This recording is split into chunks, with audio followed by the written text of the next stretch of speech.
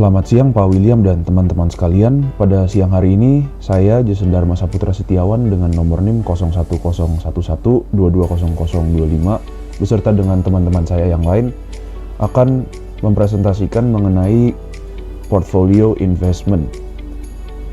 Saya akan menjelaskan dua bagian, yaitu pendahuluan dan juga analisis rasio keuangan.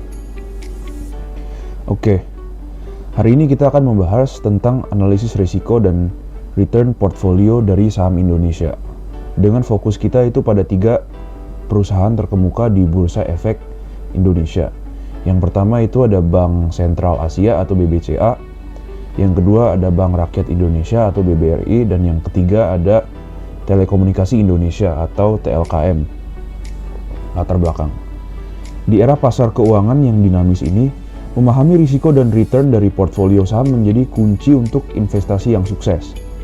Melalui analisis yang komprehensif, kita akan membahas bagaimana rasio keuangan, kondisi ekonomi mikro dan makro, serta strategi diversifikasi dan pengelolaan risiko dapat mempengaruhi keputusan investasi kita.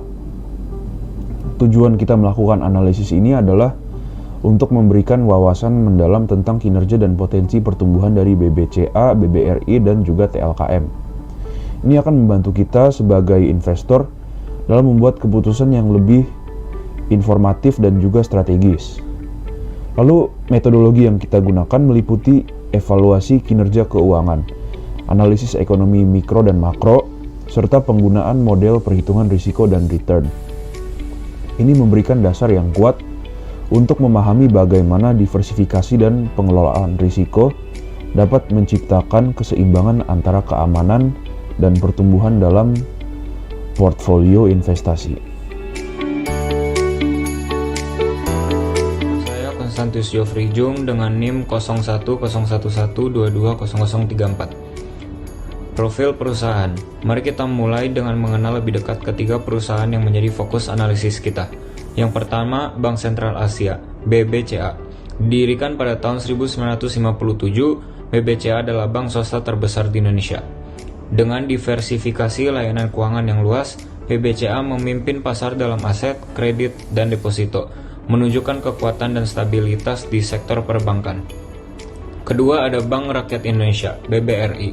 Sebagai bank pemerintah yang didirikan pada 1895, BBRI memiliki fokus kuat pada kredit UMKM. Dengan jaringan terluas di Indonesia, BBRI mendukung pembiayaan UMKM, memberikan kontribusi signifikan pada ekonomi lokal. Ketiga, Telekomunikasi Indonesia, TLKM. Didirikan pada tahun 1964, TLKM adalah operator telekomunikasi terbesar di Indonesia. Dengan layanan yang beragam, mulai dari seluler hingga TV berbayar, TLKM memiliki infrastruktur yang luas untuk mendukung kebutuhan komunikasi di Indonesia. Perkenalkan, nama saya Fialin Agnesia Sinarta dengan NIM 010111220007. Di sini saya akan bahas tentang karakteristik saham. Yang pertama itu ada saham BBCA. BBCA itu berada di kategori perbankan. BBCA fokus pada kredit komersial dan retail, serta layanan digital. Keunggulannya termasuk diversifikasi layanan dan inovasi dalam layanan digital menjadikannya pemimpin di sektor perbankan retail. Kemudian ada BBRI yang juga merupakan di sektor perbankan. BBRI berfokus pada pembiayaan UMKM dan layanan keuangan mikro. Keunggulannya meliputi jaringan luas dan kontribusi signifikan terhadap pembiayaan UMKM dengan layanan yang mudah diakses oleh pelanggan. Kemudian ada TLKM atau Telkom. Itu di kategori telekomunikasi. TLKM sendiri menyediakan layanan seluler, broadband, televisi berbayar, dan keunggulannya mencakup infrastruktur yang luas, diversifikasi layanan digital yang mendukung pertumbuhan pada data dan layanan digital. Setiap perusahaan memiliki keunikan sendiri, memberikan kontribusi yang berbeda pada portofolio investasi kita. Dengan memahami karakteristik yang berbeda, kita dapat lebih baik dalam mengambil keputusan investasi yang tepat. Selanjutnya saya akan menjelaskan mengenai analisa rasio keuangan yang telah kita ambil dari BBCA, BBRI, dan TLKM untuk memahami kesehatan finansial dan potensi investasi mereka. Data rasio keuangan kami ambil dari Guru Fokus untuk masing-masing saham yang kami bahas. Yang pertama BBCA. Rasio cash to debt yang sangat tinggi pada 53,94 menunjukkan likuiditas yang kuat dan kemampuan yang luar biasa untuk memenuhi kewajiban utangnya. Equity to asset sebesar 0,17 dan debt to equity sebesar 0,01 menandakan penggunaan utang yang minim.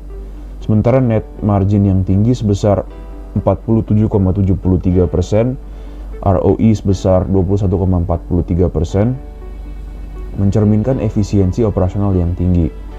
Namun dengan PE ratio yang sebesar 25,13 dan PEG ratio sebesar 2,67 menandakan valuasi premium di pasar. Yang kedua adalah BBRI. Dengan rasio cash to debt 1,50 menunjukkan kemampuan yang baik dalam menangani utang. Mirip dengan BBCA dalam hal leverage atau equity to asset sebesar 0,16 dan debt to equity 0,48. Namun dengan net margin 36,10% dan ROE 20,16%, efisiensinya sedikit kurang dibandingkan dengan BBCA. PE ratio yang lebih rendah pada 15,50 dan PEG ratio 2,22 menawarkan nilai yang lebih menarik bagi investor. Lalu yang ketiga adalah TLKM dengan cash to debt sebesar 0,40 menunjukkan kemampuan yang lebih rendah dalam menutupi utang dibandingkan dengan BBCA dan BBRI. Equity to asset yang signifikan pada 0,47 dan debt to equity 0,53 menandakan ketergantungan yang lebih kecil pada utang. Net margin 15,80% dan ROE 18,39% menunjukkan efisiensi dan return yang lebih rendah. PE ratio 16,88 dan PEG ratio yang tinggi pada 3,83 mungkin menimbulkan pertanyaan tentang ekspektasi pertumbuhan.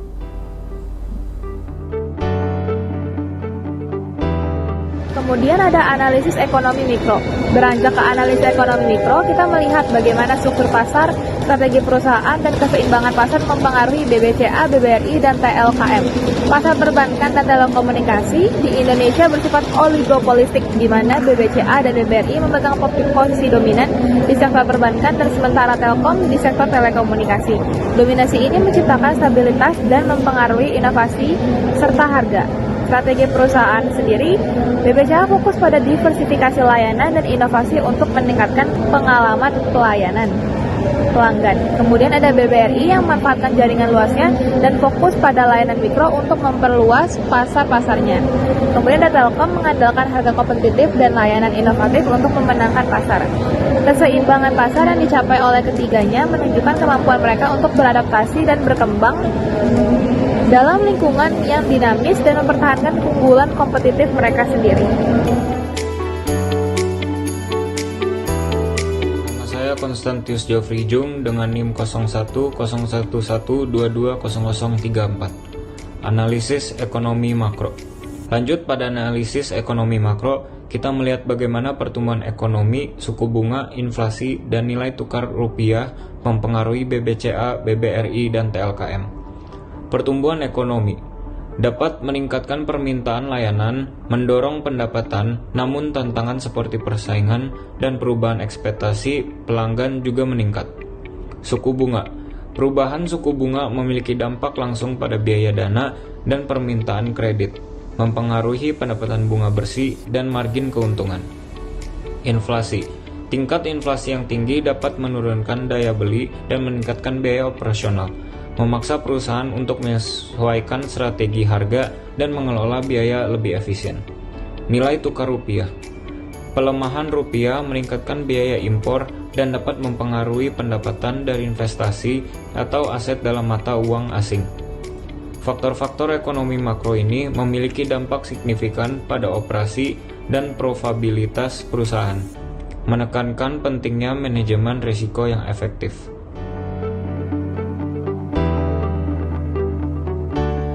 Berikut ini adalah alasan mengapa kita memilih BBCA, BBRI, dan TLKM untuk portfolio investasi kita. Yang pertama BBCA. Analisis rasio keuangan BBCA menunjukkan kinerja yang luar biasa dalam likuiditas dan profitabilitas, menandakan stabilitas finansial dan efisiensi operasional yang tinggi. Adaptabilitasnya terhadap fluktuasi ekonomi ditambah dengan posisinya sebagai pemimpin pasar menjadikan BBCA pilihan yang andal untuk melakukan investasi jangka panjang. Yang kedua, BBRI. BBRI menawarkan keseimbangan unik antara risiko dan potensi return. Dengan fokus kuat pada pembiayaan UMKM dan layanan keuangan mikro, BBRI berkontribusi signifikan terhadap ekonomi lokal. Kinerja keuangannya yang solid dan strategi yang adaptif terhadap kondisi ekonomi makro dan mikro menjadikannya sebagai aset yang berharga dalam portfolio. Terus yang ketiga, TLKM. Dengan exposure ke industri telekomunikasi, TLKM menambah diversifikasi sektor ke dalam portfolio kita. Meskipun menghadapi persaingan yang ketat, TLKM menunjukkan struktur modal yang sehat dan potensi pertumbuhan yang baik. Inovasi dan ekspansi layanannya menjanjikan pertumbuhan yang stabil, menjadikannya investasi strategis yang menarik.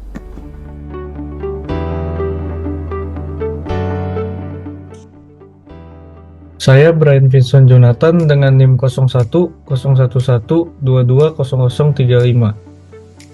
Hasil perhitungan risiko dan return portofolio. Teori portofolio modern, TPM. TPM menjadi dasar perhitungan risiko dan return.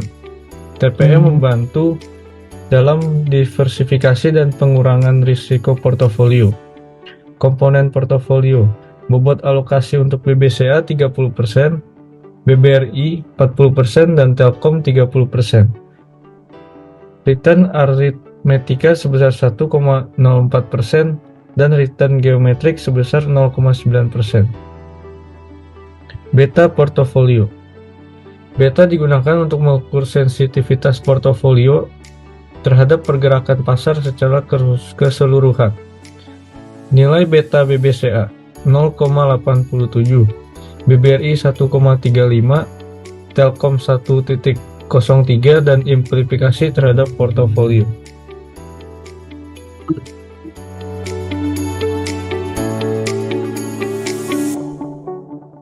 Hasil perhitungan risiko dan return portofolio setelah optimasi solver.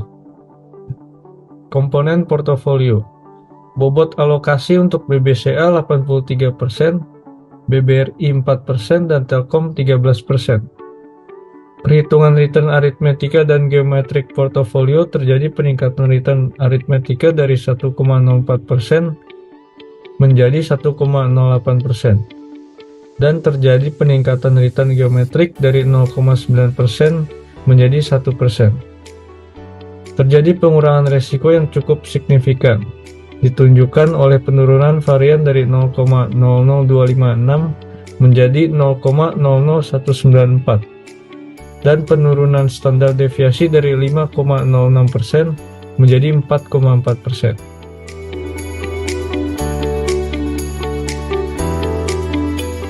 Saya Jennifer Beatrice Saputra dengan NIM 010112200043. Untuk mengakhiri presentasi kita, mari kita simpulkan beberapa poin penting yang telah kita pelajari dari analisis ini.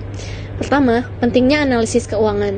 Melalui analisis rasio keuangan dan ekonomi mikro ini, serta yang makro, kita dapat memahami kesehatan finansial dan potensi pertumbuhan perusahaan seperti BBCA, BBRI, dan TLKM atau Telkom. Ini penting dalam membuat keputusan investasi. Kemudian kedua, strategi diversifikasi resiko, di mana analisis ini menunjukkan pentingnya diversifikasi dalam mengurangi resiko portofolio. Melalui alokasi yang tepat antara saham-saham dari sektor yang berbeda, kita dapat mencapai keseimbangan yang ideal antara resiko dan return. Yang ketiga, optimisasi portofolio, di mana penggunaan teori portofolio modern dan alat seperti solver memungkinkan kita untuk mengoptimalkan portofolio, meningkatkan return sambil meminimalkan resiko. Juga menunjukkan bahwa strategi investasi ini didukung oleh analisis kuantitatif yang dapat memberikan hasil yang baik. Dalam melakukan investasi, memahami dan menerapkan prinsip-prinsip ini dapat membuat perbedaan signifikan dalam pencapaian tujuan financial kita. Berikut merupakan referensi yang kami ambil untuk menghasilkan data yang kami presentasikan ini, yaitu buku Fundamental of Corporate Finance by Parino, kemudian Fundamental of Corporate Finance by Stephen Rose, kemudian website BCA, website BRI, website Telkom, Yahoo Finance, Guru Fokus, dan juga Bursa Efek Indonesia. Terima kasih atas kesempatan yang telah diberikan untuk kami hari ini, dan kami berharap presentasi ini dapat memberikan wawasan yang berguna untuk strategi investasi kita. Terima kasih.